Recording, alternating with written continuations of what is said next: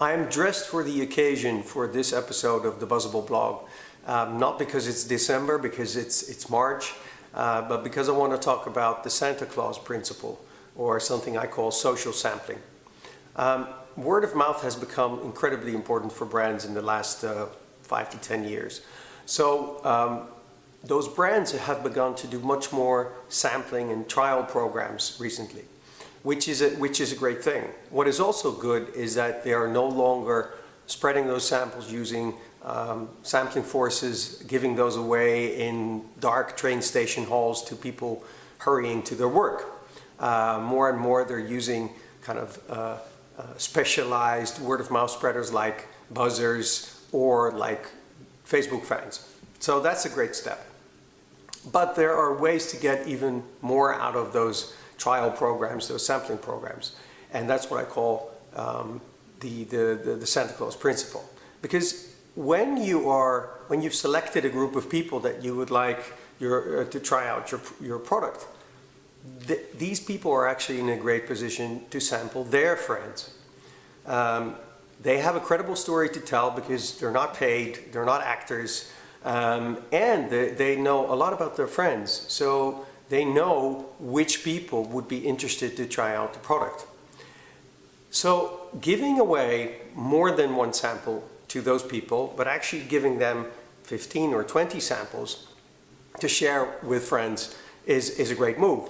Now, I know that a lot of marketers are worried that people would keep those samples for themselves. And this is where the Santa Claus principle kicks in. Because if you make it more interesting to give away something as Santa Claus, and you get a reward for that, you're going to do that and you won't keep it for yourself. And the fact that you can give this to your friends and they will be thankful is pretty much all you need to do.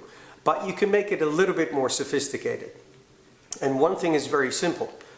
You can get them to wrap samples up like a small present, even if it's a small food thing or something else. You just give them something to package it in, like a small box or a special paper, and it will look nice and it will feel like they're giving away presents like Santa Claus. If you don't believe that, we've done this hundreds of times with our buzzers, and our buzzers were always crazy enough to package all the samples by themselves, and they actually liked doing that because they really felt like Santa Claus. So that's a great step to use that mechanism. The second thing that you can do is, once you have this mechanism going on, you can add more value to it by putting something engaging in the middle, like a storytelling or a game mechanism that helps make that an even more interesting exercise. So one of the things that we did when we introduced a new fruit juice was that we gave our buzzers a small blind tasting kit, very simple. And our buzzers asked their friends if they were interested to try out a new fruit juice, and then they asked them, so I'm going to blindfold you, and then I'm going to ask you which types of fruit you are now tasting. So that's just one example, and it makes the whole experience more entertaining, and your consumers, your customers that you're asking to try out or sample other people will not just feel like Santa Claus, they will feel like Santa Claus and an entertainer, which is even more interesting.